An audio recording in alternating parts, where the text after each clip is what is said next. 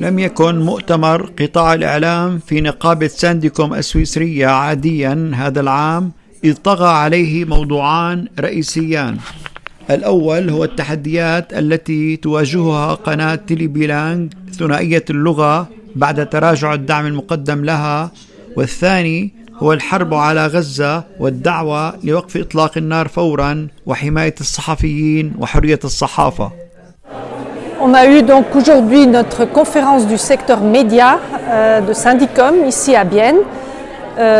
Environ 40 personnes sont venues et on a parlé de beaucoup de choses. On a fait un résumé de ce qui s'est passé comme conflit collectif dans les médias, les entreprises d'imprimerie, dans les librairies que nous couvrons en Suisse romande et en Suisse alémanique.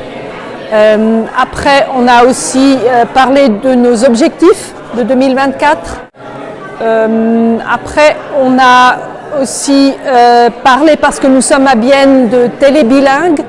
C'est une télévision bilingue, français-allemand, ici à Bienne, dont l'avenir est en danger parce que les subventions de l'État, de l'OFCOM, l'Office fédéral de la communication, sont mises en danger, c'est-à-dire l'OFCOM a décidé de donner la concession pour les prochaines années, plus à Télé Bilingue, mais à un autre concessionnaire où nous ne savons pas, dont nous ne savons pas est-ce qu'il y aura autant de places de travail. C'est notre, en tant que syndicat, notre objectif d'avoir des bonnes places de travail avec des conditions de travail décentes et bonnes.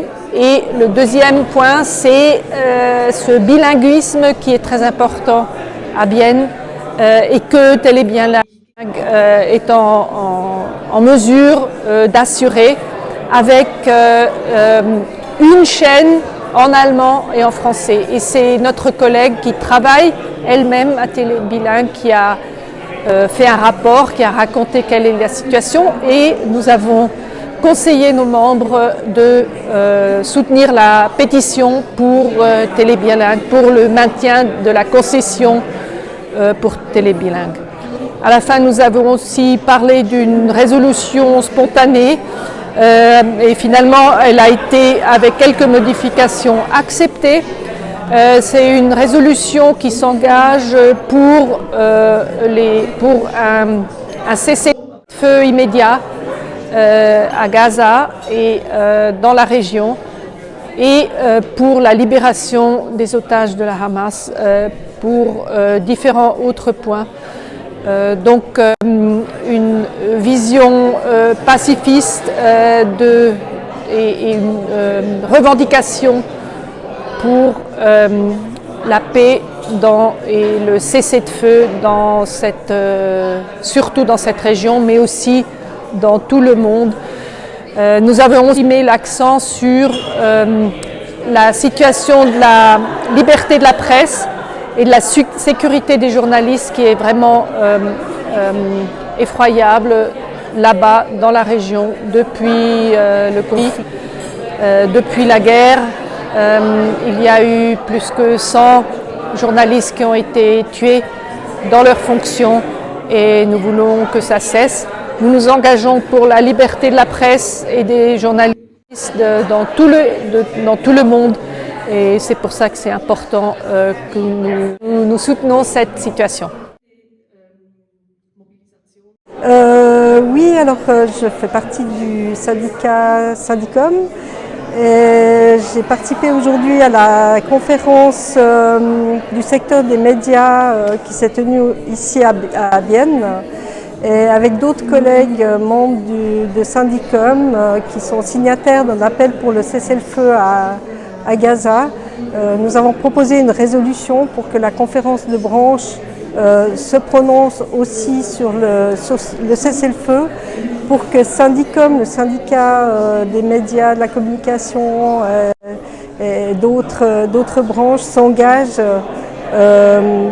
pour justement s'engagent et soutiennent activement cette revendication du cessez-le-feu à Gaza, pour que s'arrête le massacre à Gaza.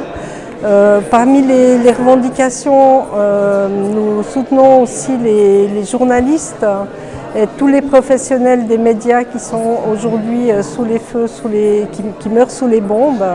Et c'était aussi une chose importante pour nous de réitérer notre soutien, notre solidarité à nos confrères et consoeurs sur place à Gaza pour que l'information puisse circuler, pour que le monde puisse savoir exactement ce qui se passe. La résolution a été acceptée par les collègues sur un certain nombre de points, notamment le cessez-le-feu et l'arrêt des violences. Et puis une demande importante aussi, c'est l'accès immédiat de l'aide humanitaire. La levée du blocus, c'est pas formulé comme cela, mais la demande aussi que la Suisse reprenne son financement de l'UNRWA, qui est une organisation qui est primordiale aussi pour la survie des Palestiniens à Gaza.